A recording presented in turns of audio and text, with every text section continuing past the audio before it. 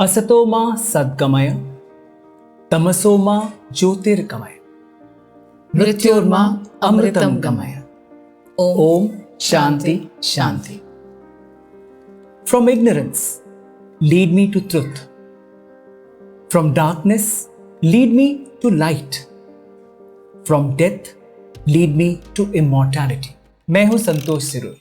The wisdom project 108 series podcast में आपका स्वागत है. नमस्ते, ईथर वायर में आपका सबका स्वागत है and thank you for joining me and Santosh for a very important episode that we all are bringing for you. कहते हैं सब क्वेश्चंस के आंसर है इसमें. It is this such a book that can open not just doors of wisdom but also show you the path, right? Something so necessary Absolutely. at this day and age. And to discuss this very epic, we have invited Mrs. Jaya Rao, one of India's most eminent thinkers and a very celebrated exponent of Vedanta philosophy.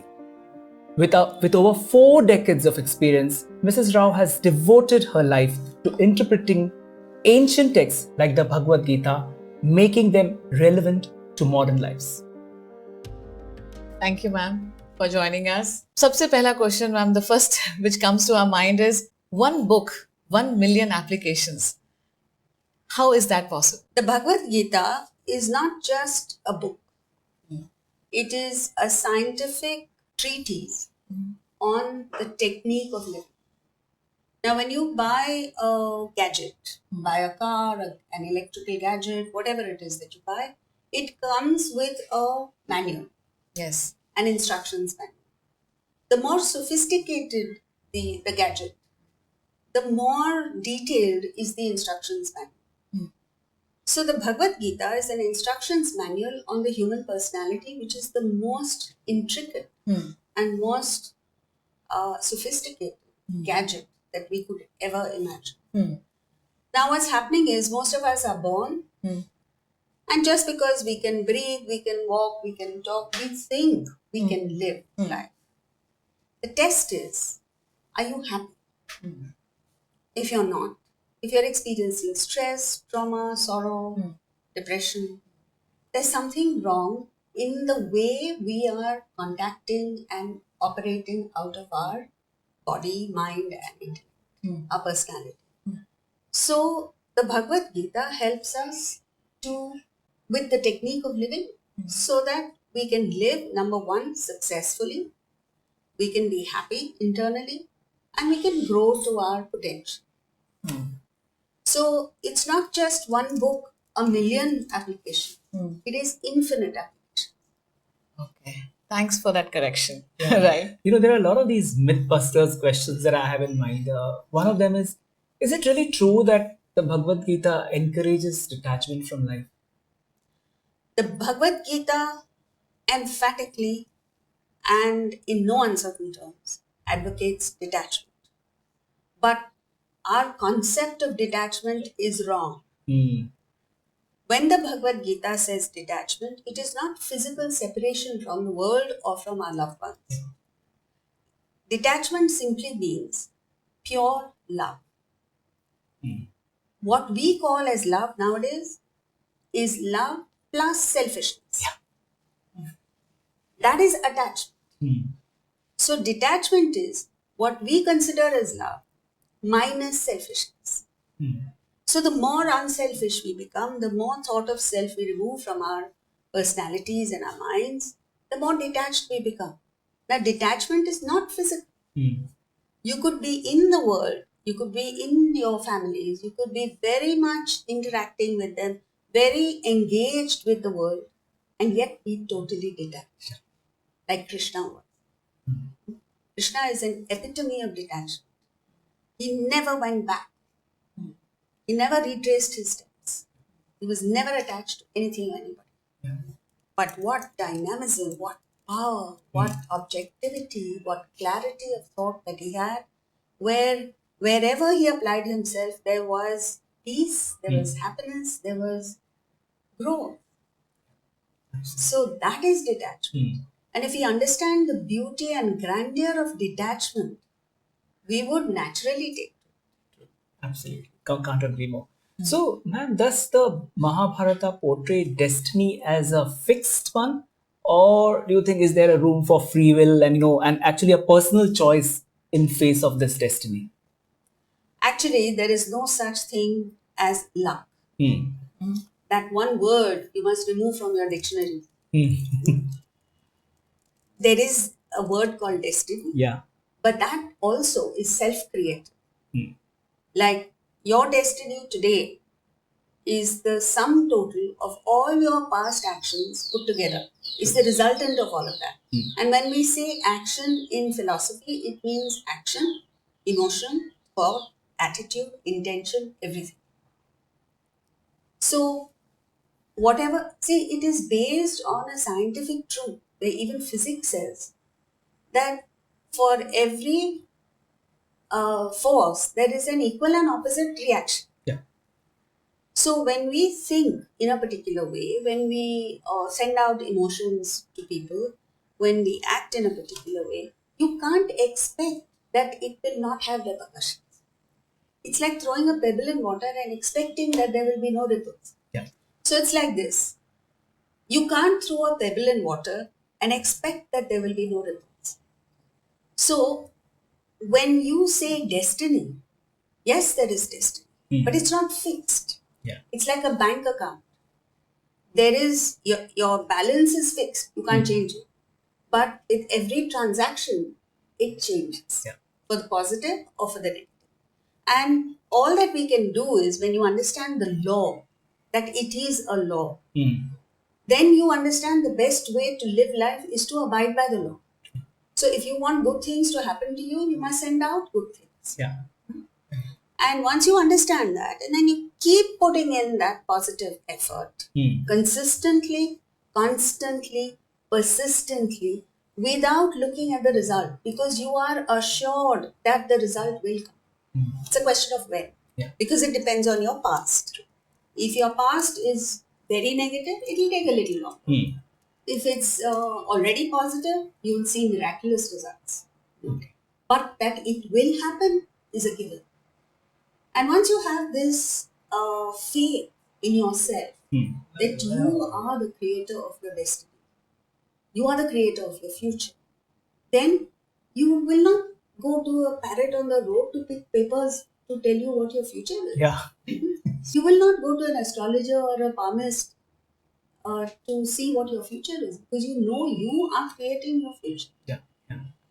Now, why you don't see this often in people is because people don't have the will to change. Okay. You know, Yeah.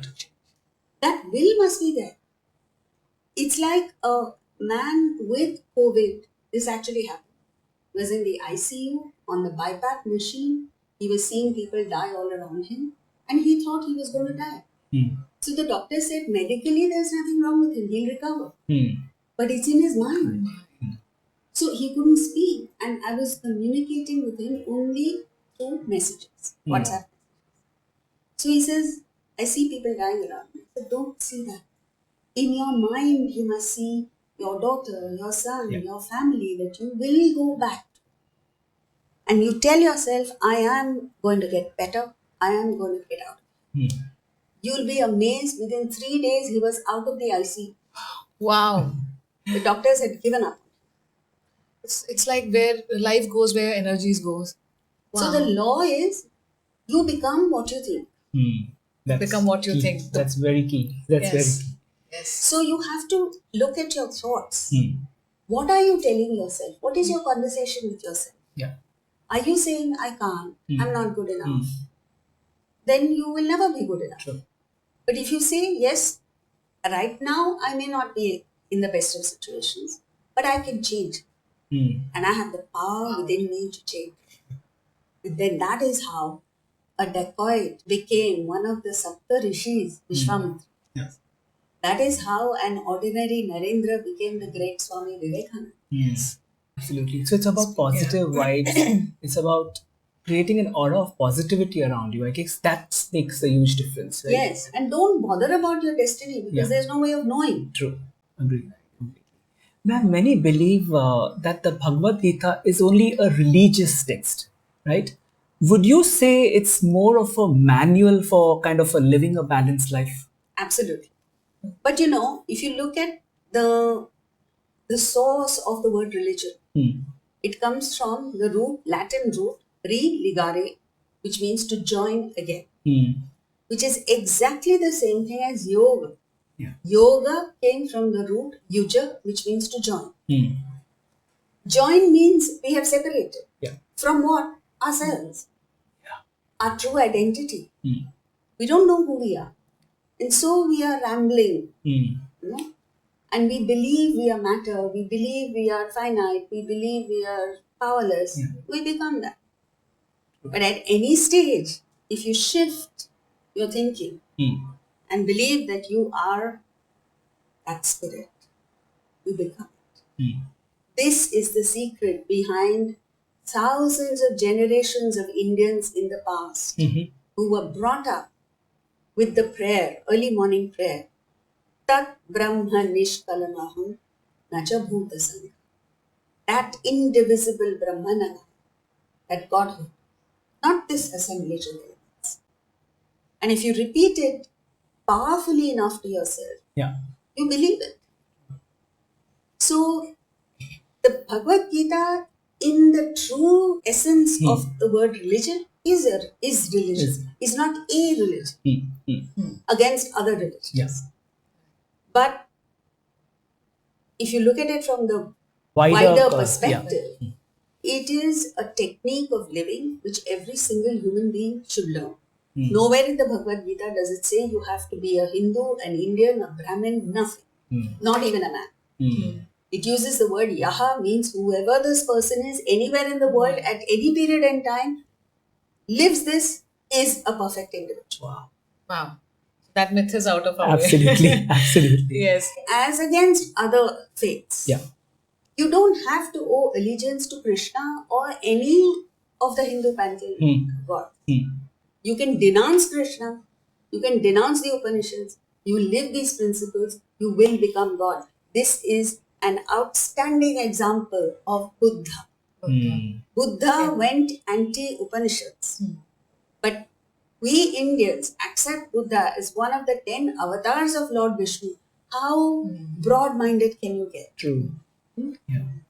And which is why I say that if somebody comes to me and says, I'm an atheist, I say, you are the prime candidate for Bhagavad. Wow, that's Absolutely. fantastic. Sure. One very important point you mentioned that luck, there's nothing called as luck. And most of the people quit before they come near to the fruits of their hard work. In the context of Bhagavad Gita, Arjun is reluctant to participate in the war. Should that be seen from the context of quitting it? Is he not, or it should be interpreted as his conflict and doubt? But ultimately, he's wanting to give up the fight. He was not willing to fight a battle. So, what is the right way of looking at it? Yeah, there's a lot of antardvan. So, See, it's like this. Arjuna was a warrior, commander-in-chief of the Pandava forces. He had fought many battles before and won. In fact, the very fact that Arjuna is an adversary, people would give up, get cold feet. Yeah. But in this context, he was fighting his own people. You see what happened is, in the first chapter, Arjuna asked Krishna to drive him between the two armies so he may assess the strength of the enemy. Until that point, he was fully prepared for battle. So his intellect was in place. He knew this was my duty and no conflict. But he was smarting from the evil that Duryodhana had done to them. And so he used a word, so I may see those who have assembled here to please Duryodhana. So he's passing judgment on people. So Krishna wanted to just correct that and say that everyone here is not trying to please Duryodhana. Yeah.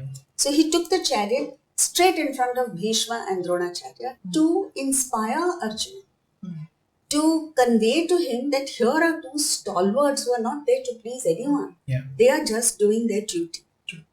So why don't you do your duty, Arjuna, and not pass judgment on me? Which is what we are doing. Yeah. We are not looking at what my duty is.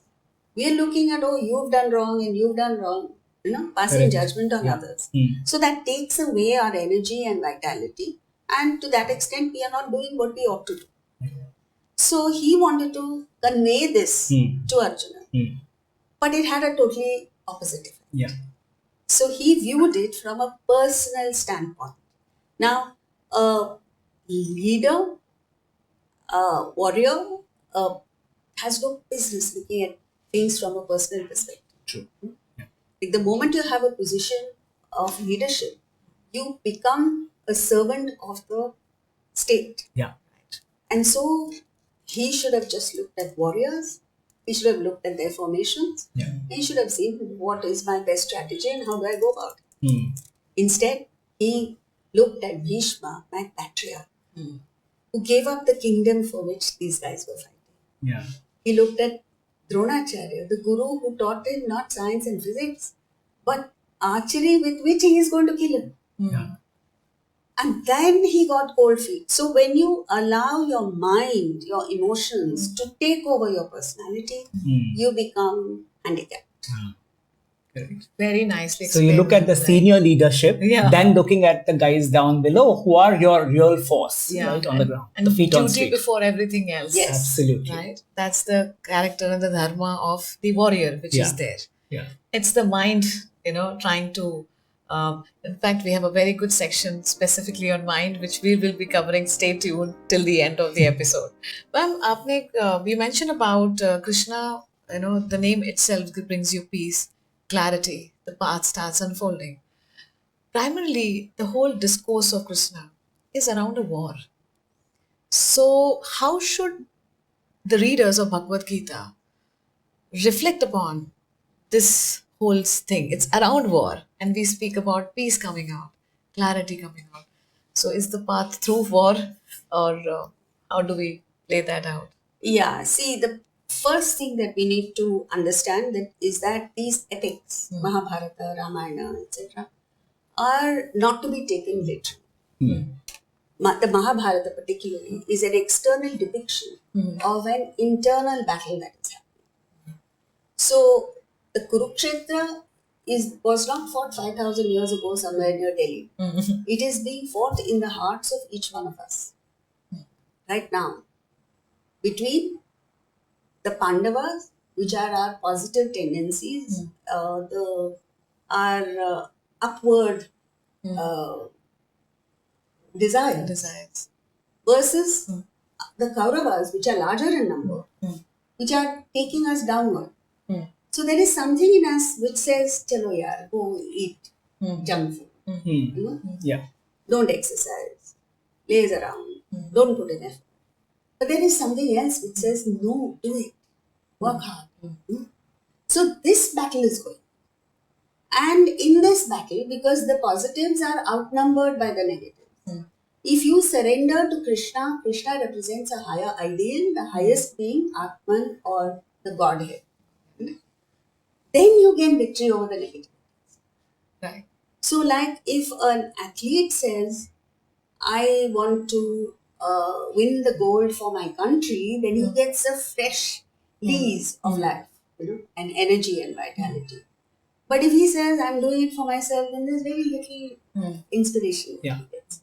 So it's very important to surrender to a higher ideal, and then you gain that power to overcome your own negativity. So it's not about a battle to be fought outside. Right. Right. It's an internal battle between our own positive and negative tendencies. So, ma'am, does Krishna's counsel in the Gita advocate blind faith, as in, in the divine, or is it more about the understanding of one's duty and most importantly, the purpose? Not at all.